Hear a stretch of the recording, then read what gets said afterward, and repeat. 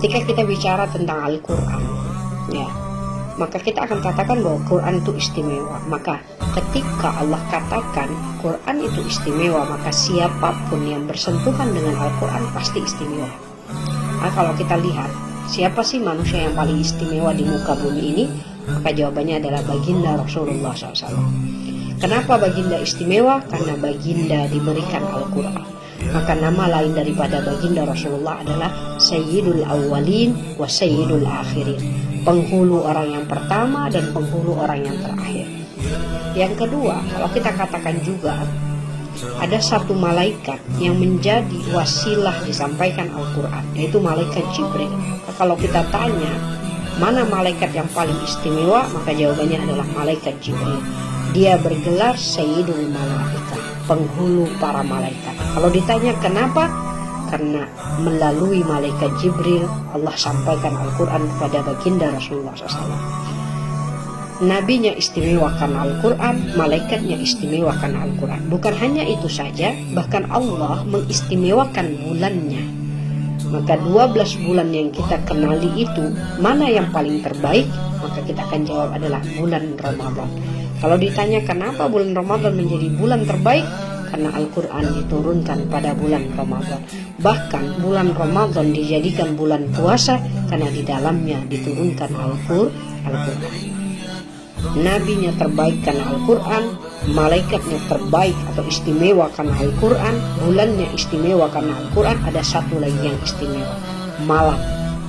Kita kenal malam 1000 bulan itu apa?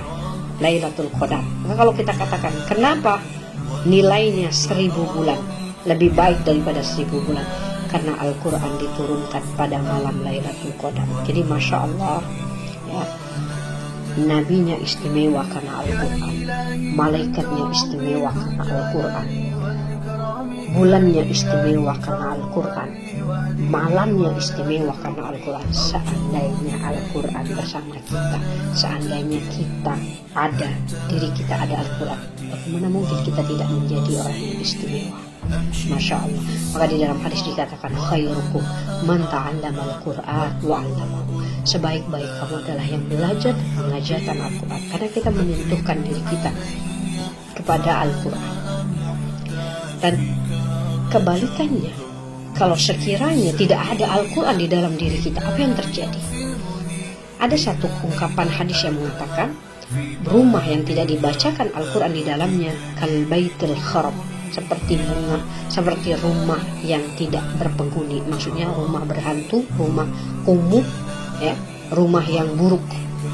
Nah, itu juga perumpamaannya bagi kita. Kalau seandainya diri ini tidak pernah disentuhkan Al-Quran, maka diri ini tidak menjadi berarti apa-apa. Jadi mudah-mudahan dengan grup ini, ya, kita bertambah cinta dengan Al-Quran. Mudah-mudahan dengan grup ini kita menjadi istimewa karena Al-Quran. Mudah-mudahan kata-kata yang saya sampaikan ini meskipun singkat boleh memotivasi, ya, kawan-kawan untuk kembali lagi kepada Al-Quran. Kita mulai dari bacaan. Yang belum lancar silahkan memperbagus bacaannya. Ketika sudah selesai dari bacaan, jangan sampai hanya membaca tapi tidak memahami. Silahkan pahami artinya.